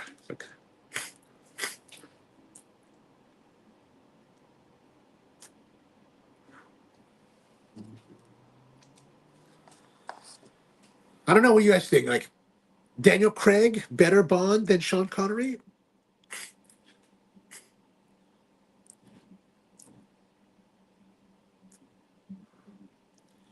George says that I don't think Bond will ever be portrayed as American. I mean, I certainly hope not. I mean, I preferred Bond. And I'm also, like, they were talking a while, a lot of people were like talking about doing Bond as Elba doing Bond. And I like Idris Elba, right? I think he's an amazing actor. I'm a fan of his work. But I don't know, man. I'm not, I think I think that Bond, James Bond, his whole thing is kind of like orphaned elite white British dude, English guy. I think that's like central to who he is. I think, I don't know about taking that away.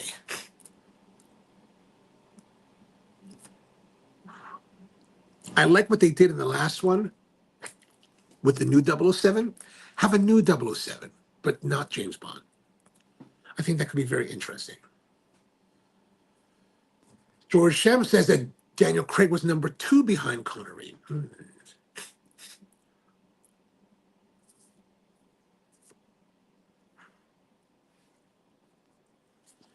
Brightman says that the Craig version of Casino Royale is the best Bond movie, period.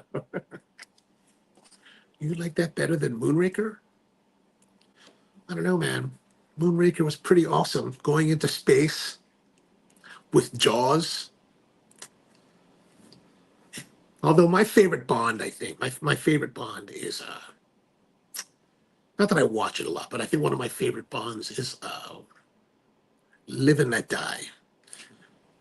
For the sole reason that we were introduced to Jane Seymour again. I was like, oh, Jane Seymour.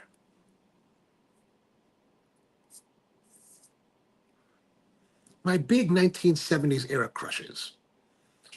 Jane Seymour, originally in Battlestar Galactica, later, or actually probably she was in Live and Let Die before Battlestar Galactica, but I really know her Battlestar Galactica, right? And what's her name? Jessica Six from Logan's Run. Man, Jenny Agutter. Oh my gosh. Those are my big 70s crushes. While people in America were into Catherine Bach and Farrah Fawcett, for me, it was definitely Jenny Agutter and Jane Seymour. Give me the English girls.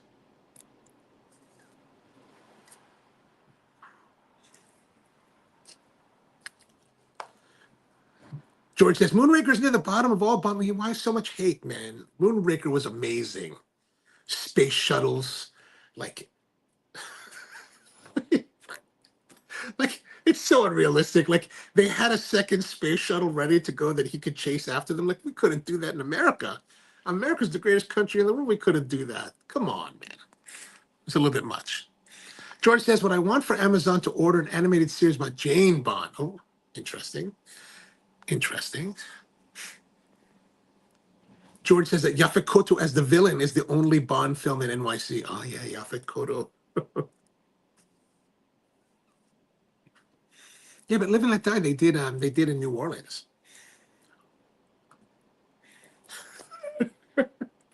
It's the greatest Bond ever. Greatest Bond. Actually, one of the Bonds that I really liked that everybody really hated. I always thought that the guy after Roger Moore, what was his name? He did 2 movies. He did the one set in Miami before Casino Royale. But I thought that especially in the second movie that he was in, I thought he brought a level of ruthlessness that to James Bond that I hadn't seen. Like I grew up during the Roger Moore era, right? So I like knew Roger Moore as James Bond, and he was always kind of light and comedic, whereas this guy was a little bit more edgy, a little bit more like when they killed Felix Leiter and he went after them. I was like, ooh, this guy is kind of like dirty Bond. Thank you, Timothy Dalton. And I thought Miriam Deboe. I love Miriam Deboe, especially that old Vantage Volante that they had, the Aston. I was like, I love that car. George says it all begins in New York City. That's where he goes to the first fillet of sole. Oh, that was good.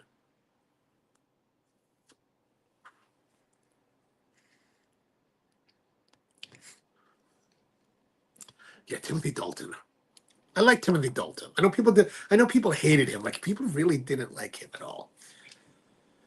And then we went to the one that seemed very obvious, especially from his time on television, was Pierce Brosnan. I thought Pierce's years were pretty good.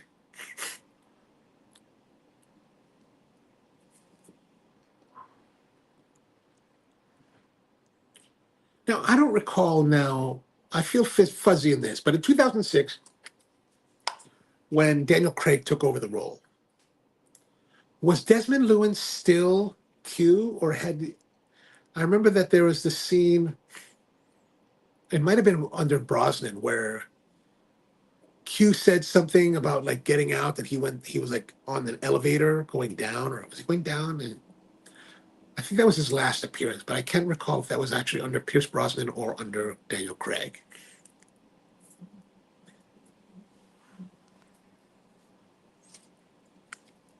George says to check out Timothy Dalton on Penny Dreadful. Oh, that's right. Isn't he like the bad guy there? No, it was the new Q for Craig. Okay, okay.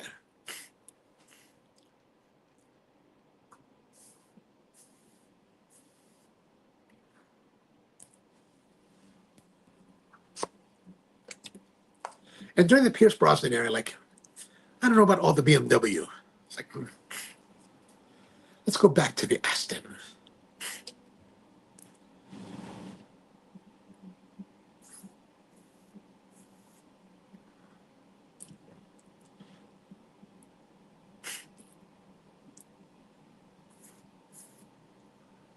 Especially that classic DB5. That was very nice.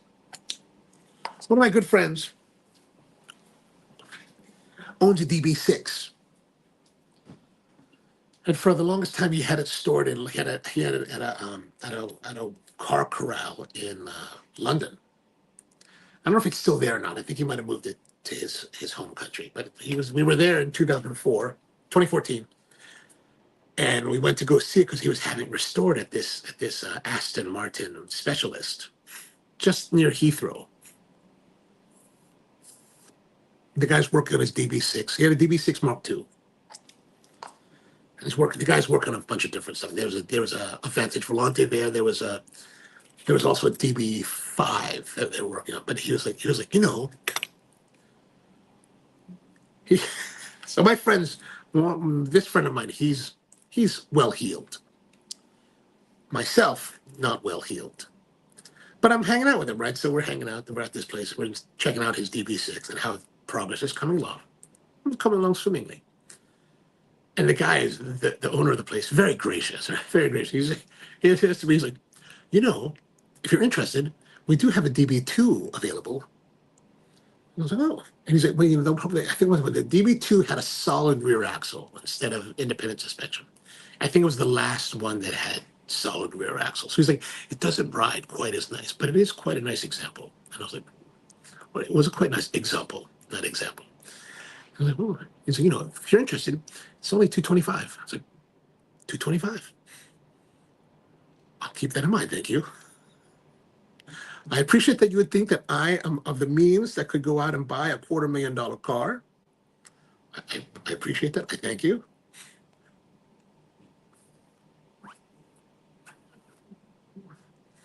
But I'm afraid I'm a GMC pickup truck kind of guy.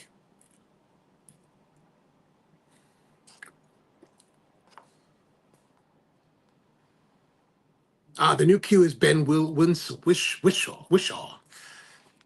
George says the BMW move is all about, oh yes, for sure, for sure.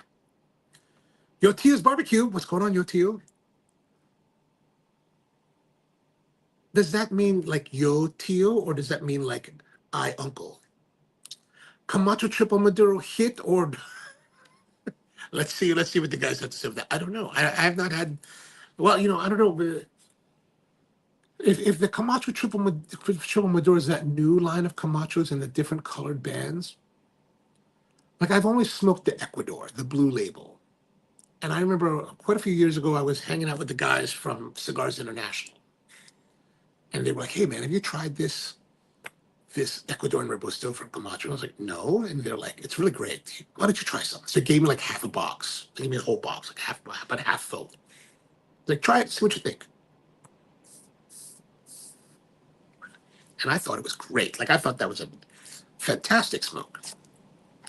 Then about a few years later, Brian's like, have you tried this blue Ecuadorian Camacho? I was like, yeah, man, they're good. And he was like, it's terrible. It's dog rocket. I was like, what dog rocket? No, man, it's really good. The Robusto's really great. It wasn't Robusto. We were on a trip, and he's like, here, I see, he had a box of them because he bought a box. I was like, let me try one of those. You've been saying that they're crap, and let me try one. We laid it up. We're watching like some show. We're watching the one with Zoe Saldana, that where she's like the CIA person. We're smoking this thing. I'm smoking this thing, man, and I'm like, oh man, it's a dog rocket. Like, it was definitely one of the worst cigars I've ever had. And I'm thinking, okay, there's a big band on. I'm going to smoke it to the band, and then maybe I'll stop. But it was so disagreeable.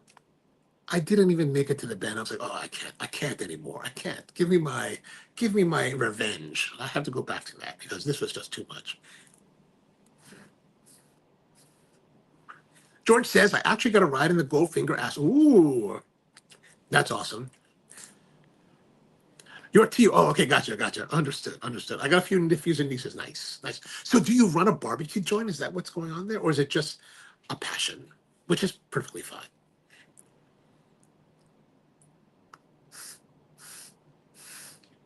And if you are a barbecue guy, like, what is your smoker of choice?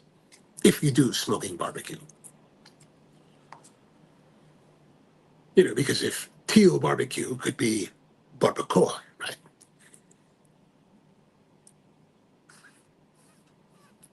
All right, this cigar, I am trying not to put it down because it has been fabulous. Now I can't hold on to it. Man, wow.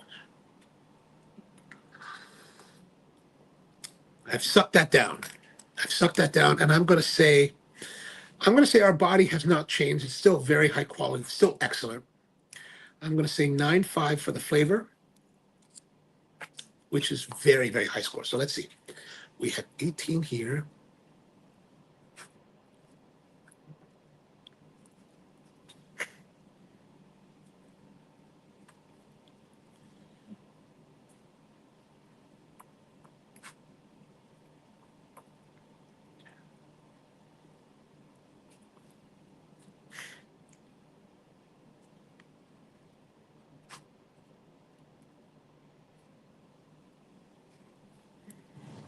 So burn and draw has been,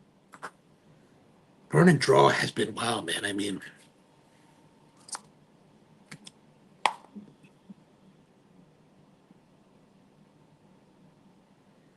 there's really no way to say burn and draw has been anything less than extraordinary. Like, it has been, it's a 10. It has to be a 10. Consistency has been excellent plus 9.5. So we're going to say 19.5.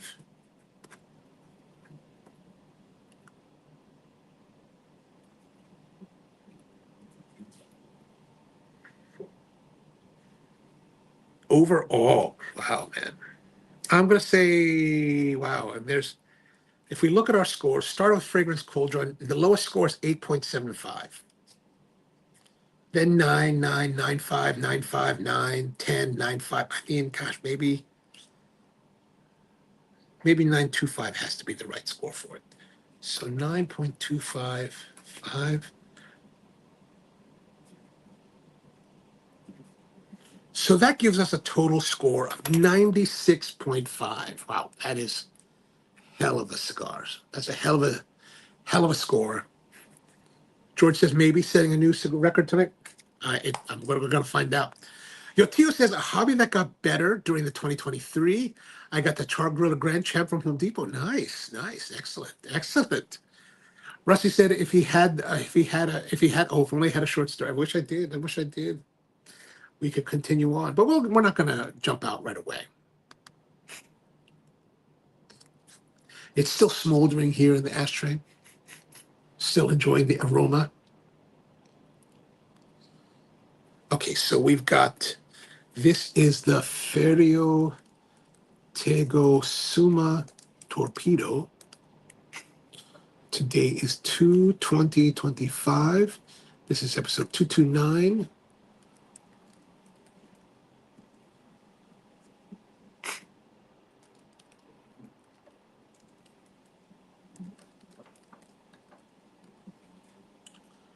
So our highest score so far this year in the 7 cigars that we've done so far.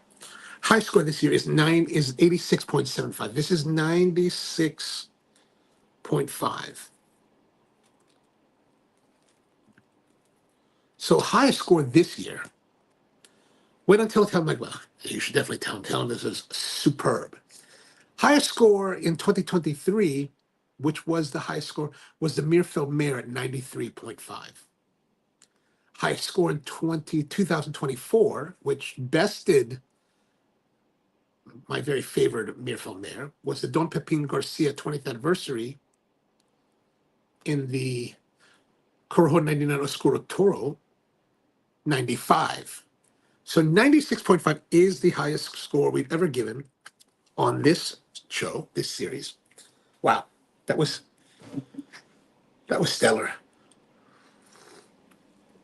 So if you have not had this Ferio Tego, and here's interesting, like I have tried the Ferio Tego before.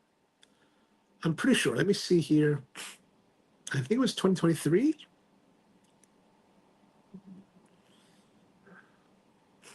Is that right? Maybe I haven't.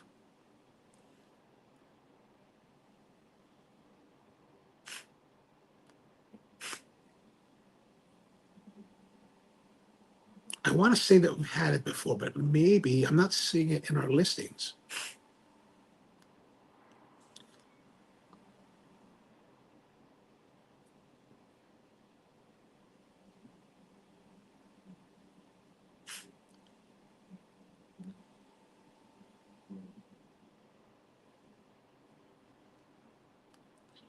Did we do it last year?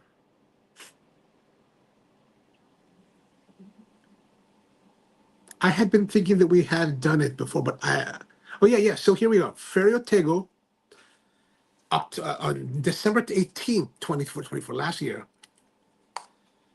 We did the Ferio Tego Timeless Prestige. So Ferio Tego, but it wasn't as good. I mean, it was 81. I rated 81.5. This one, just beyond. But not a Summa shape. Definitely not a Summa shape. This was the Timeless Prestige. So Tony says that Bellicose outrageous. Yeah, I mean, totally outrageous. That was hell. Rusty says, I didn't smoke my Summa yet, but after hearing that score, I can't wait to smoke mine. I mean, I think the wise thing was not to have smoked it when we got it. Like, because, we had so many beautiful cigars to smoke at Capitol that this is something that I think that even though the guys have all enjoyed it at the moment that they did it, I think to wait until you have a clean palate and you're starting off fresh to experience it is definitely, I mean, it's just so beautiful. It's, wow, superb. Just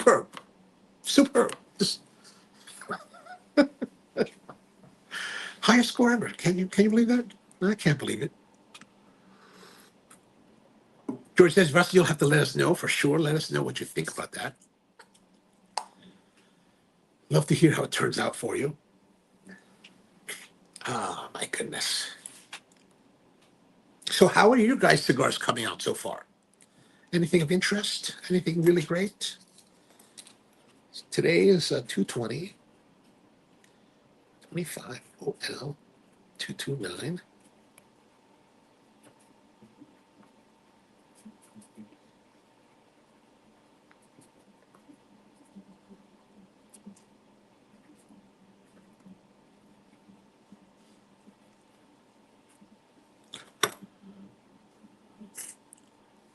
Rusty says, George, it's relaxing nicely in the Tupper door. Excellent. Good place. A good place for it to hang out. Did you bring that Tupper door with you down to Bethesda and just kind of put it all in there and traveled with it, or?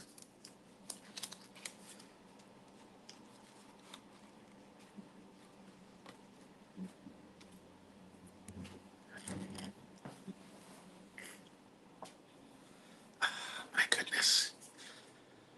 So I've been working on this bar top that I was planning to put in here. You can see it here. It's actually, the bar itself is this bar top is a slab of white oak that came from, so it comes from down there. It comes all the way down here, right? and then goes back there. When we first got this slab, when Matt first gave me this slab, it's a slab of white oak from a tree that fell at his house. So it's like from this area. And I'm estimating it to be at least 180 years old. It could be bigger. This is actually what they call, I finally, there, when you talk about milling your lumber, they talk about quarter sawn, rift sawn, flat sawn. Didn't really understand that until like yesterday. Finally, after watching videos and talking to people, I just couldn't get a grasp of it. And finally, yesterday, I was watching videos again, and I was like, I think I got it. This is what they call flat sawn. So if you can imagine that there is, so you can imagine if this is the what do you call it, the log. Flat sawn is kind of when they cut it this way, and it's all this flat stuff, right? So the grain, the grain runs in circles, and so the top part of the grain runs flat when you cut the board. Whereas there's the core, you want to get rid of that, and then on the sides of the core, where the grain is actually kind of running vertical in relation to the cuts, that's what they call quarter sawn. And then kind of where it's at a 45-degree angle is what they consider rift sawn. This particular flat sawn has a tendency to cup a little bit. And this board, when we first cut it and first took it out to the mill and planed it out, it was perfectly flat, but there is a slight cup to it now. It is cupped upwards, right? So there's a slight bow to it, which I thought about planing it out, but I was like, maybe I should. But originally we were going to run this because it was a 19-foot board. I was like, oh, it's very unusual to find white oak longer than 12 feet. And I was like, man, 12 feet. Maybe we should preserve the length because it's quite an epic length. The problem is that it takes up a good 3/4 of this space. So I was designing a long bar for this space, but now I've changed my mind and now we're going to do it a whole different way. So I decided that from this end, I'm going to take a piece 8 feet long and cut it, and that's going to start from this this kind of column, and it's going to come out, and that'll be a bar. And then this part, this lasts like almost 9-10 feet. I'm going to make into like a table or like a table height kind of setup. So I'm working on the basis for those now to sit them on, and then once the base, at least once the base for this height, seated height is done, then I'm going to cut the bar top and then anchor them, and then this will be kind of like a place to work with guests, and then maybe do the live stream from here eventually. Rusty says, I transferred when I got home. Nice. George says episode 250 should be mid-July, so perfect date for cooking and smoking and trading bottles. Excellent. All right, let's plan on that mid-July. Devin says, I'm smoking the Bravada Pepsi. Very good cigar. Oh, I wonder what that is. Is it a sweet cigar because it's called Pepsi, or is it something else?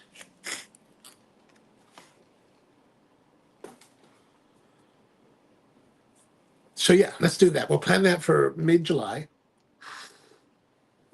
I'll look up, I'll take some time this week to look up and see what date the 250 episode should really fall around so we can like plan a little bit tighter. But yeah, so pretty good, pretty good.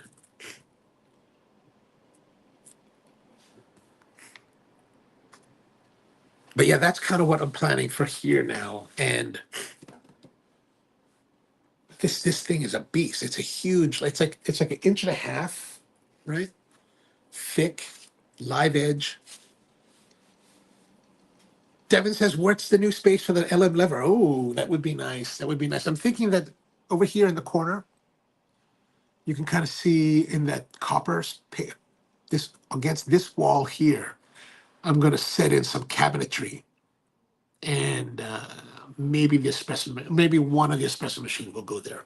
Probably a small. It won't be probably the LM lever. It'll be a small one, like a one group, because it's the idea is not really to do necessarily like normal service. Eventually, the idea is to actually have window service there. So you, as a So for most coffee here, we'll do window service out the window. Be a lot of like brewed coffee to go.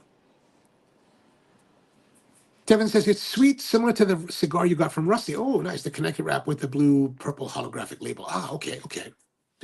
Excellent, excellent. I was wondering, if you call something Pepsi, I'd imagine it had to be sweet. I wonder if they could do like a cherry Pepsi version for Tony. Like maybe a little bit sweet with a fruitiness to it. That'd be kind of interesting.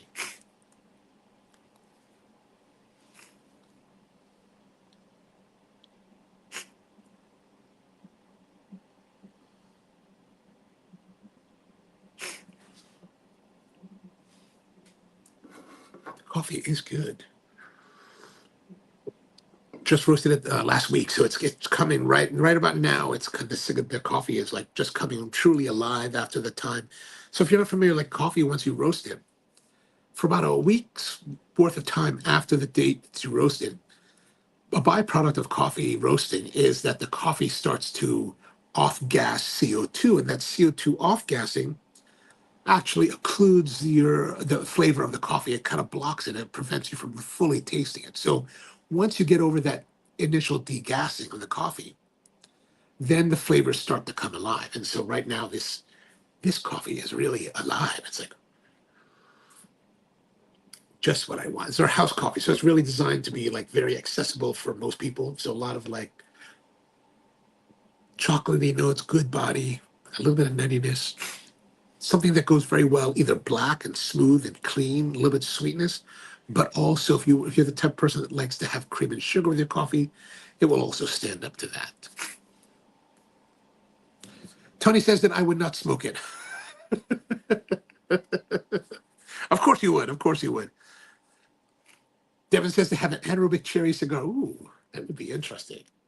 I wonder if you could do, I wonder if you could do like an anaerobic style of fermentation. So in cigar production, fermentation happens in what they call pilons, where they take the leaves after they've been hung in the barns where they dry.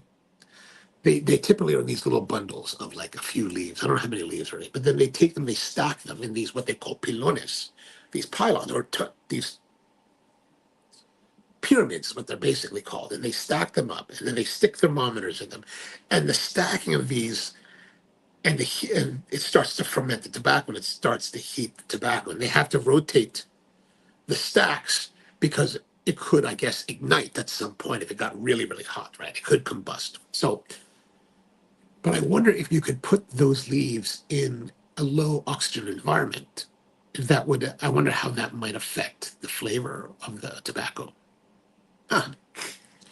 George, you might have to pass that along to Jose Blanco and see if he could persuade Carlito to try some of that. I don't know if it might yield anything interesting. And if he does, tell Carlitos to send us some cigars, and some, because a couple to 5, 10 boxes would be great as a thank you for the encouragement to try anaerobic fermentation of tobacco.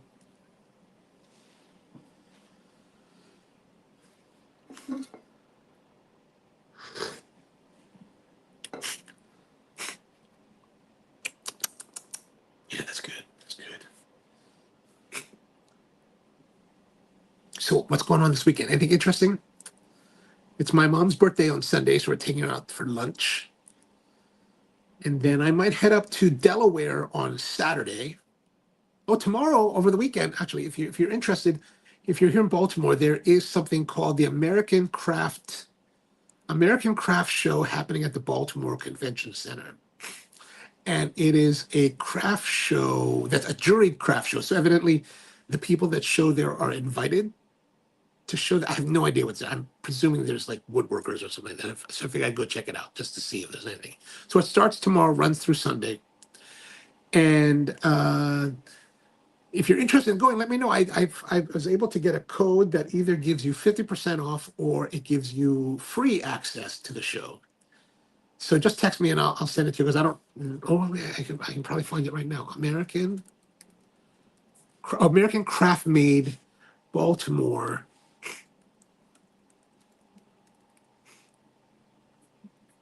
And I just basically punched in free pass into, yeah, here it is. If you find it, if you're interested in going, you get 50%. It says 50% off, but when I punched it in today, it gave me free. But right now they have the early bird discounts that run until today at midnight, which instead of like 1 day access is $10 versus tomorrow you pay $15, so it's not terribly big.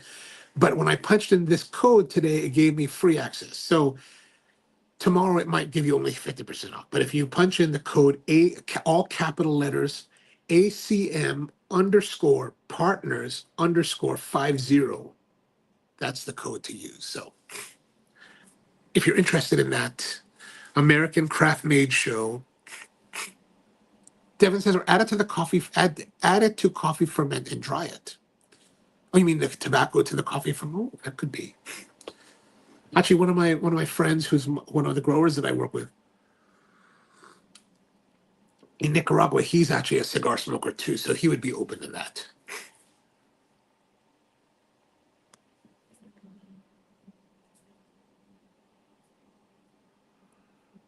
Ooh.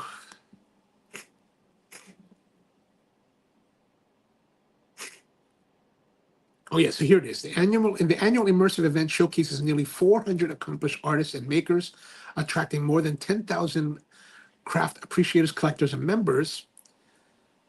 Visitors can shop work by artists from around the country, participate in hands-on activities, view demonstrations, and attend related events and parties. Oh, it's one of the most highly respected and anticipated craft fairs in the United States, and is the largest juried craft fair on the East Coast. Oh, interesting. So it will feature juried selection of work from makers at all career stages and across a wide range of mediums, including ceramics, glass, jewelry, metalworking, clothing, furniture, and basketry. Ooh, interesting. Interesting. So yeah, that's happening this weekend. I'm gonna go check that out tomorrow.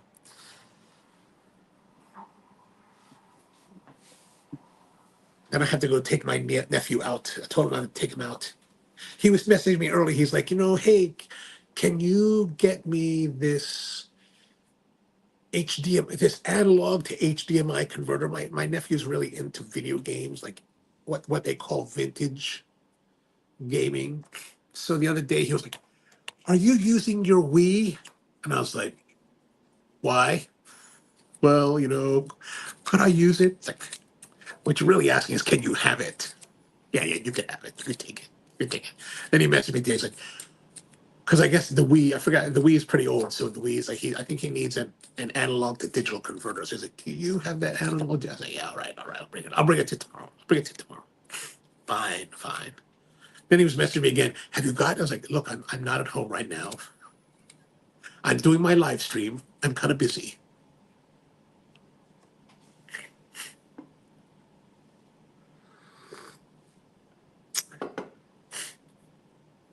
Hopefully we're not going to get it. I'm hoping that we won't get too much more snow or too much more cold weather. I would like for us to go now to warm weather. 50s would be fine. 50s would be very welcome at this point. But I don't know what we're having for weather upcoming in the week.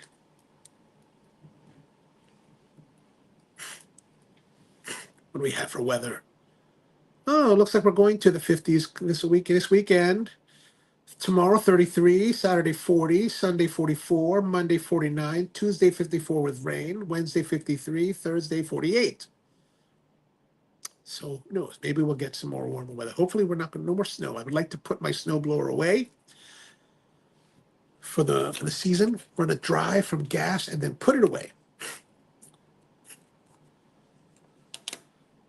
George says that March is the most dangerous month for snowfall. Oh gosh, I hope not. Tony says good night. Good night, Tony. Have a pleasant dreams. All right, so that's about it. That's good. That's good. It's 10 o'clock now. So we're going to wrap things up. Thank you very much for tuning in as always. Appreciate you being here on the Thursday Night Hang. And always great to see you guys. Like last weekend, we're going to be doing this again on. We're going to be doing a get together again in July at Capitol. We'll have the dates coming up soon, but so keep that in mind in case you can make it. And then we might even get a Florida trip going on somewhere along the way there. Good night to everyone. Good night. Good night. So hope you have a wonderful week and weekend and all that. Be back again next Thursday. Next Thursday, we're going to be here and smoking something interesting, hopefully. But that was our Ferio Tego Summa Torpedo, highest ranked cigar ever on the Coffee and Cigars live stream, 96.5. So if you haven't tried it, go try it. It's hella good. But evidently, based on what the Half Wheel has to say, Devin says it's warm in Florida. Thanks, Devin. Appreciate that. But based on what Half Wheel says, go get the Torpedo, don't get the Corona Gorda. And you should hopefully have great results. So, hope you have a wonderful week and see you next time. Oh.